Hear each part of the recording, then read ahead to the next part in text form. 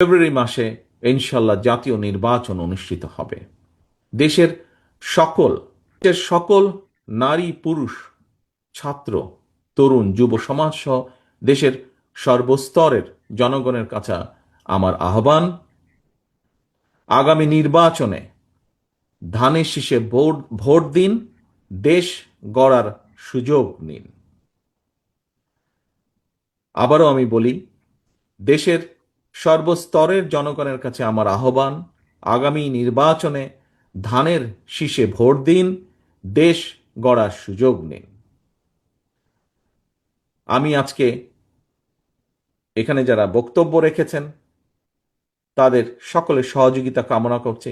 যারা আমার নেতাকর্মী আছেন, যারা সংবাদকর্মী আছেন, সকলের মাধ্যমে আমি আপনাদের দেশের সকল মানুষের কাছে এতটুকু বলতে চাই, ভোট দিলে ধানের শীষে, দেশ গড়ব মিলেমিশে।